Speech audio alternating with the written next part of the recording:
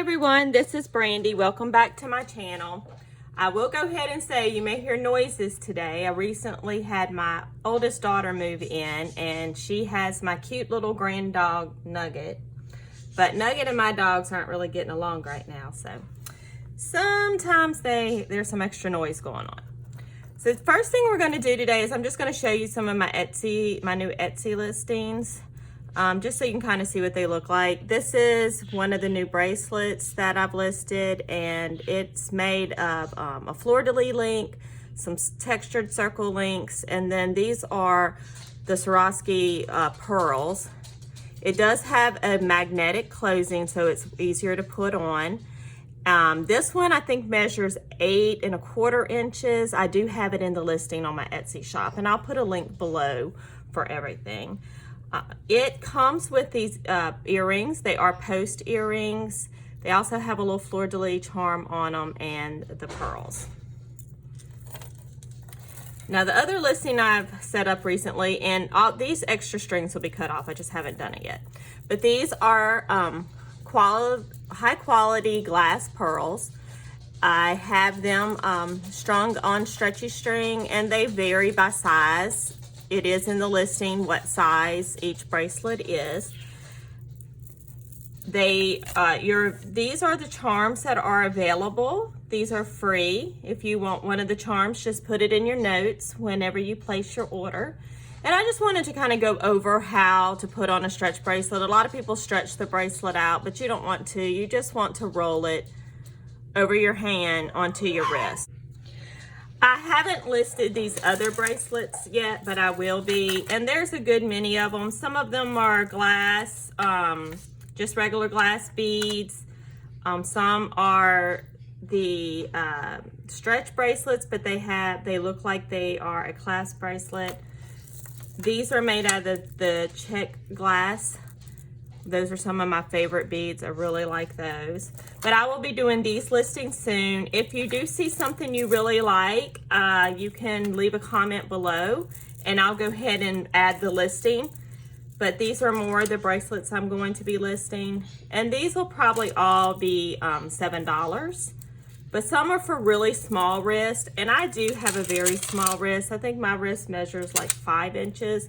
But like this bracelet here, it's especially small. If you have a small wrist, it's very hard to find bracelets that fit. If you like something that doesn't flip and flop a lot, this one might be for you. The other one I have that's for smaller wrist, and I'm gonna list the sizes for these also. But this one here is also one for smaller wrist. But there's a few more, but I just kind of wanted to share that. Also, I wanted to share with y'all, and I don't remember if I did a video of these yet, but these are my ornaments, and it is getting to be closer to the holidays. But these are made out of high quality felt that does contain wool, and these are all stitched. I cut these with dies, but then I stitched these together. This one I actually used a Tim Holtz die and glued all the pieces on, so it is dimensional. You may not be able to see it, but it is dimensional.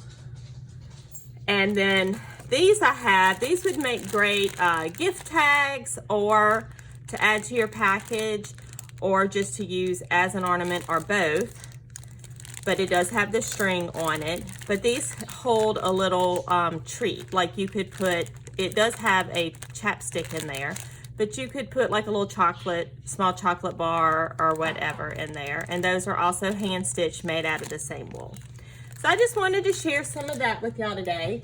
I'm gonna clean all this up and then we'll be back for our project. Okay, so today we are going to make Emboss Resist bookmarks. And I know a lot of people read digital books. I recently started reading books again on break at work, which has been really nice because I haven't been reading for a long time. But I don't have a bookmark, and you know, that's something I think is a great craft that we can make, and even give us a small gift, or you know, just give to friends or whatever. So this is Bristol cardstock. Now Bristol cardstock is a smoother, it's smoother than other cardstock, and it's heavyweight. It works best for ink blending, in my opinion. We're gonna do ink blending today, and I just find the colors meld together better on the Bristol than they do other types of cardstock. Now, if you wanna use what you have, by all means do that. This is just my personal preference, but if you have some other type of cardstock, try it on that and see how you like it. Michael's puts it is in the art section where I purchased it, and it's like in a pad of 9 by 12, which is great because you get a lot of sheets when you cut them down. But a lot of times they do buy one, get one half off, or buy one, get one free. So that's a great time to go in to buy the pads. Okay, so we're gonna start with this Hero Arts. It's like a Under the Sea stamp. I don't know what the actual name is. I'll link it below. We're going to just ink it up well. I'm going to use this archival ink.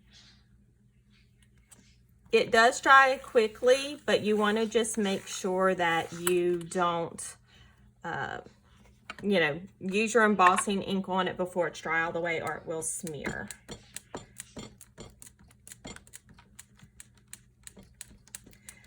I'm putting this in the Misty. The Misty's good if you need to restamp something multiple times, because you can line it back up where it goes. Make sure you give the ink time to transfer to your paper. So you don't want to just put it down and lift it straight up. You want to really give it time to transfer that ink over. I'm just rubbing on the top just to kind of put pressure across the stamp evenly. Now, I do have areas that need to be a little darker.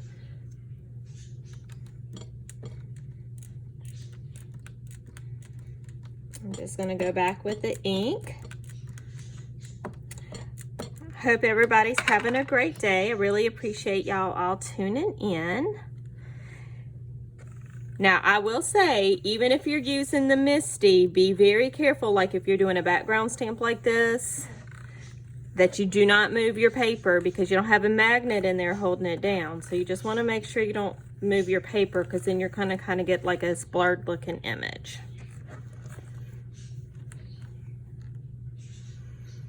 All right, so that's great. It isn't like perfect, but I do see one spot that doesn't have anything. The ink we're gonna put over it will really make it pop a little bit more. Okay, so we're gonna let that dry. Now, I do have this Lawn stamp chamois that I use to clean my stamps with. Some people don't like to clean the ink off the red rubber stamps. It's just a personal choice, and there's lots of different methods out there. So just use what works best for you. All right, so now that we have that done, I'm just gonna hit it with a little bit of heat just to make sure that I don't smear the ink when I use my mermaid stamp.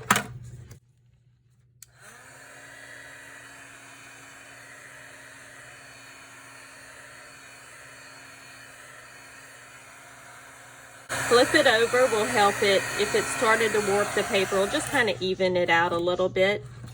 Whoops. Okay. So I'm going to put it back in there. This time I'm going to use the magnet. Now keep in mind we're going to be cutting this in half, so it will be two separate pieces. It's really hard to find a mermaid that's not wider than a bookmark. So we're just gonna kind of make do, see what we can use. This is the Pink Ink Designs stamp, and this is a British company. I just love these. They're so, I don't know, I just love the artwork on them. All right. So we're going to put this mermaid, we'll put her a little bit further down, and I'm going to try to just ink this side of her, because I'm going to put her a little bit further up for the next one. And because our bookmarks are only going to be like 2 1/4 inches, and I'm putting the thing upside down. You'll have to excuse me. Okay. So So I'm gonna try not to ink this very edge of the stamp. Now I am using the Tim Holtz, whoops, I gotta scoot it over a little bit more. I am using the Tim Holtz embossing ink. You could use Versamark. My Versamark pad is just really dirty, and you do want to use a pretty clean embossing pad when you're doing this. The hinge of it is getting in the way, so that's why y'all see me moving this around. Okay, there we go. So when we lift this up, I really just don't want to put a lot of ink on this side. She'll just kind of be offset a little bit. And embossing ink is a clear ink. It's a pigment ink, so it's going to stay wet longer.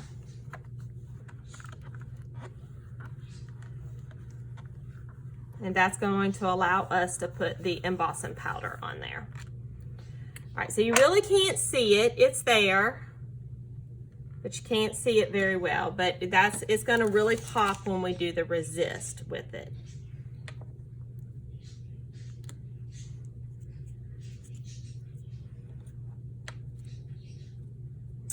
All right, now I'm really worried about trying to do that mermaid again, so I think I'm just going to come in with some fish for the other side of the bookmark.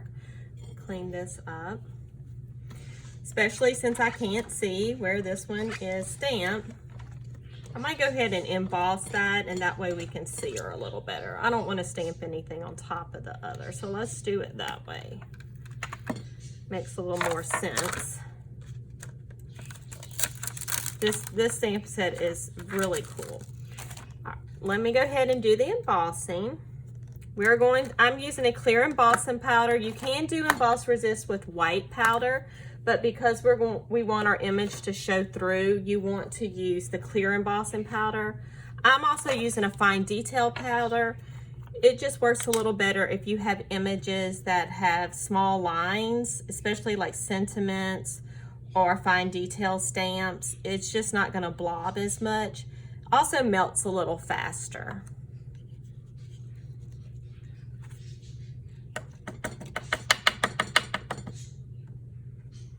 All right, so I have it all on my image now. We're just going to pour what we didn't use back into our container.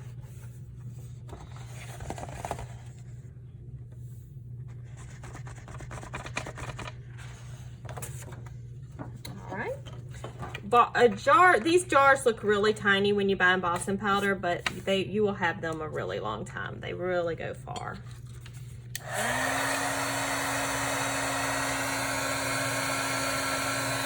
Then you just want to heat it up enough just to melt the powder. If you start with a hot heat gun, it does go a little bit faster.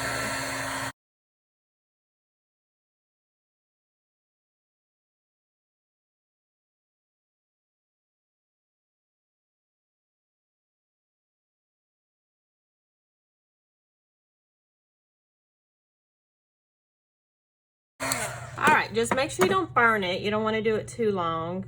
Everything that stamp should look glossy, and I can see up here at the top that there's a spot where the powder doesn't look glossy. So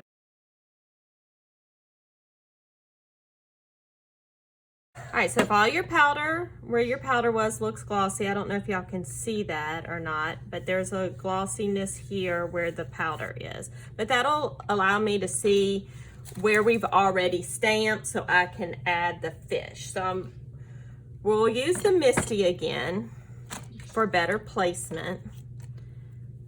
And I know y'all aren't going to be able to see because I don't know if I can completely see where I've already stamped. There's some excess powder on there. I'm just going to wipe off. Hopefully it's not part of the mermaid. All right, so our paper's a little warped now, but we'll still be able to get a pretty good stamp since we're using the Misty. So there's a couple of different fish in here, and I'm just going to just kind of find a spot to put them. I'm going to use some of these smaller ones. That way we know they're all going to fit on that side. I don't know why they always make fish swim in the same direction. Oh wait, you know what? I have him upside down. He's actually swimming the opposite direction. Okay. I really like this fish also. Maybe we'll put him in the middle and him at the top. Yes, we're gonna have a fish floating through the sky. Why not?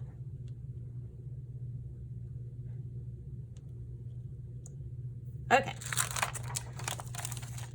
So now we'll just do the same thing we did before.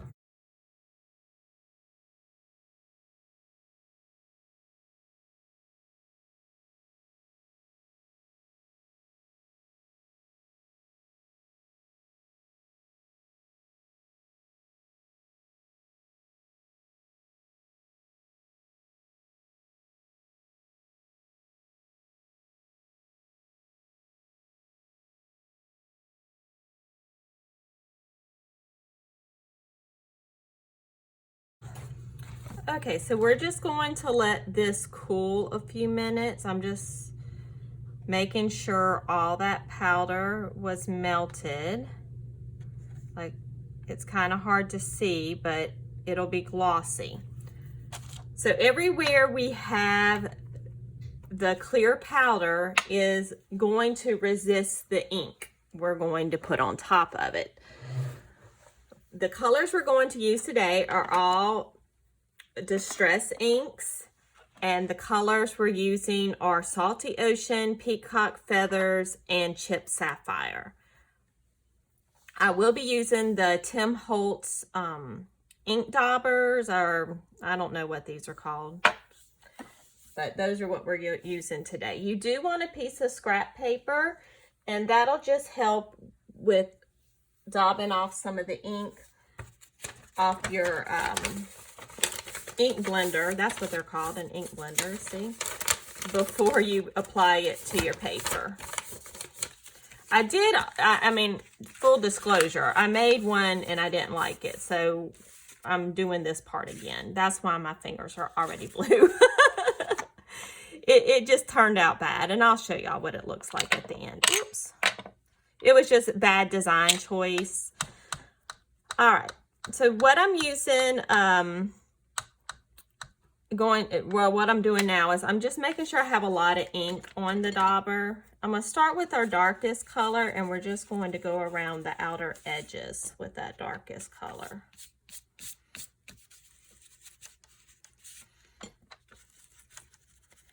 And your color choices are up to you, of course.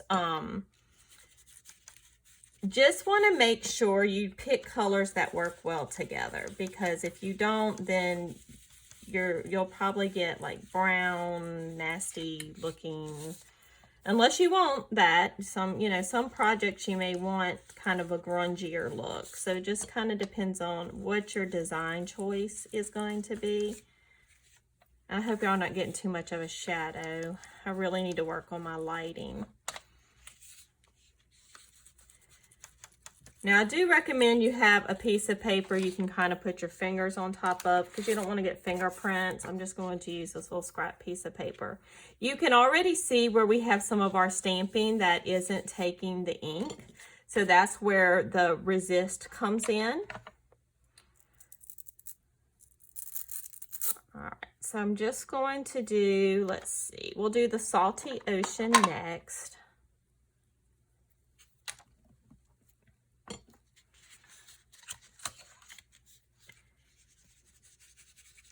So now you can really see some of those colors popping through.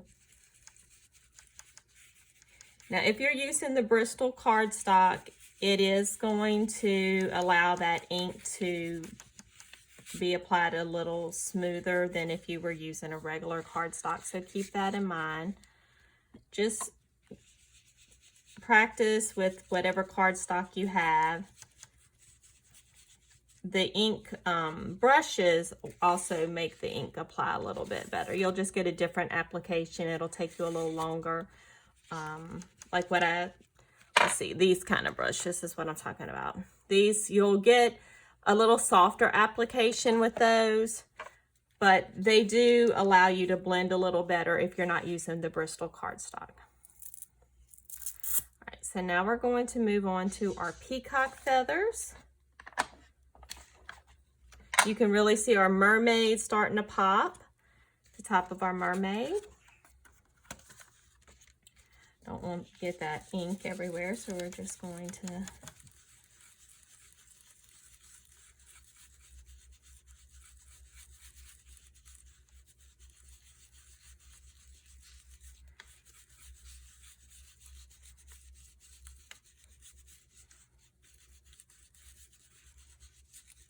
all right.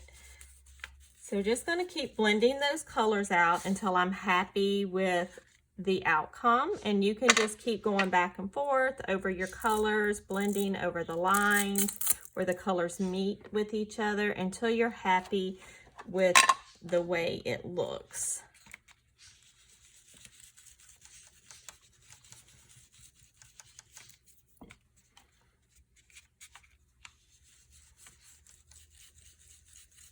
Of course, the darker the ink is over the area where your embossing is, the more that embossing is going to pop.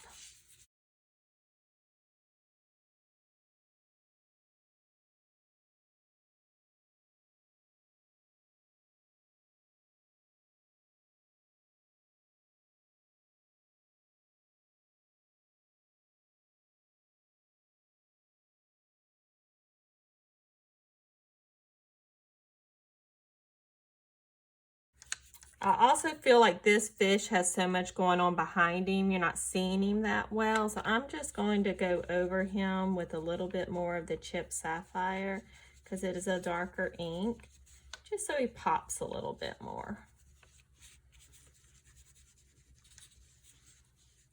And I'm doing this all very light-handed, so I'm not getting a whole bunch of ink on there. You see how he pops a little bit more down there now? This is where I just got some extra embossing powder. So yeah, anywhere the embossing powder is, you're really not going to see your,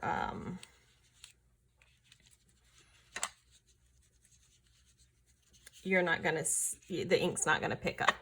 That's what I'm trying to say. Okay. Now what we're going to do now is just lightly wipe over the top. So any of the ink that's on top of that embossing powder is just going to come off and pop out the image a little bit more.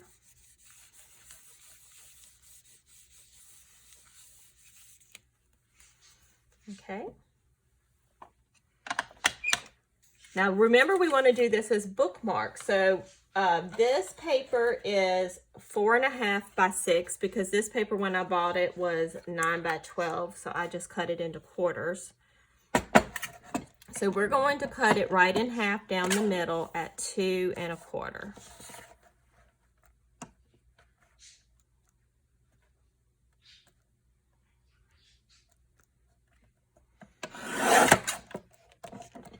All right, so we have our mermaid over here and we have our fish over here. And obviously I did not cut that right. No, I cut it at 2. That's fine. Because the mermaid's hair was there and I actually meant to cut it at 2 1/4. So we're just gonna go back and cut this because it's 2 1/2 now at 2 1/4. If you little mess ups like that, you can always come back and fix. So don't stress about it. We'll just have a little bit skinnier bookmark.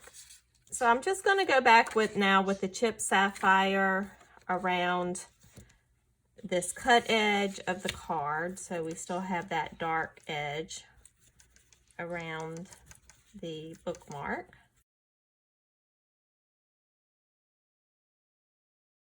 So there we are.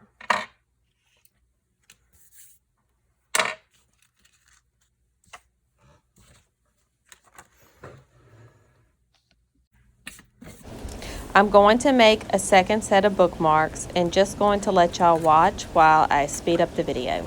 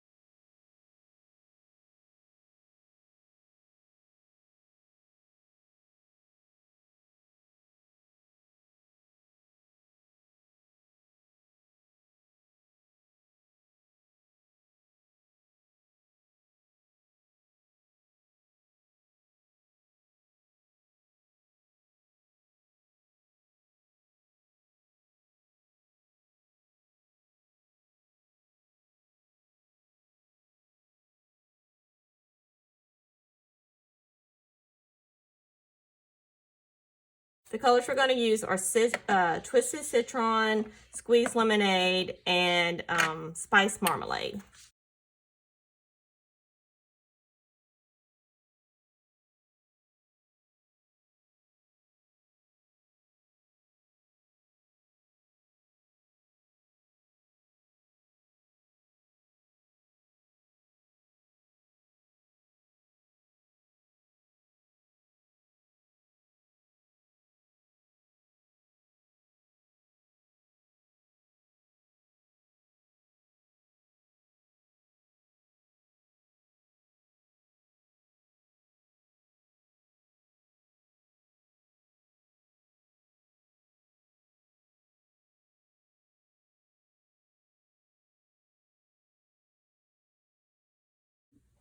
Okay, so now that we have both of our designs done,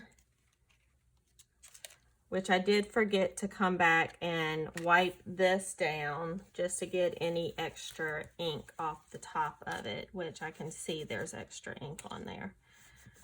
That'll just make that white paper underneath pop out a little bit more.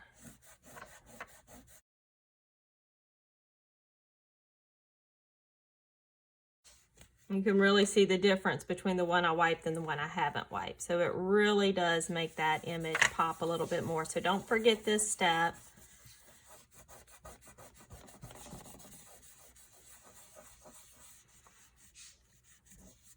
Now, of course, this one I forgot to let that ink dry, so we do have a little bit of black smudges, but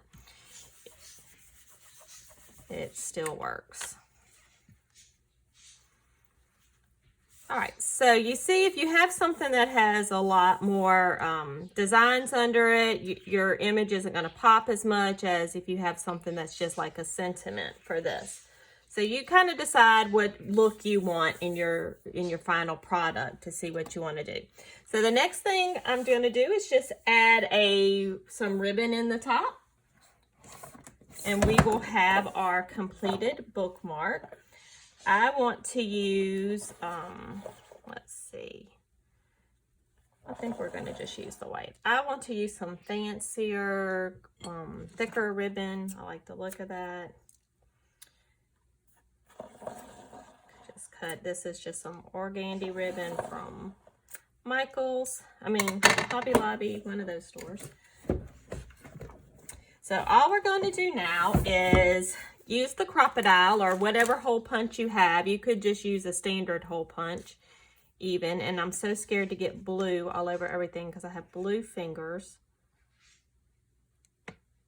And we're just punch a hole. And of course you don't have to add a ribbon. Some people might just like the plain bookmark. I like the ribbon on it. So, you know, do what you like. Make it your personality.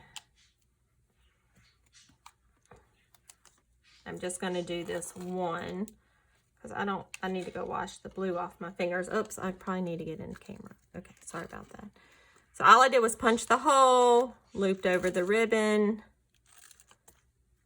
You go, and then you just cut it down however long you want it. And now we have bookmarks, Emboss Resist bookmarks. I hope you enjoyed this video. I'll put a picture up at the end of all the finished ones. Oh, and I said I would show you this. Yeah, this is the messed up one. Like I used a stencil on this one, and I kind of talked about in that part of the video because of course I had done this first. I didn't like how this stencil had so much field space.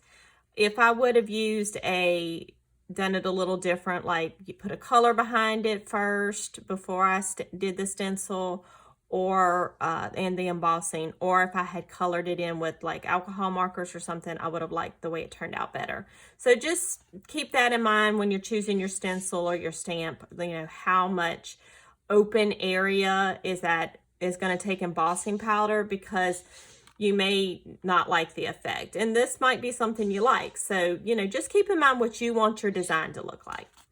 But thank you all for tuning in today, and I hope you all have a wonderful day. Please subscribe if you haven't. Please go watch the giveaway video and sign up for the giveaway. The drawing, like I said, is November 2nd if you haven't done that. And please like this video, and I hope you have a wonderful day. Thanks a lot. Bye.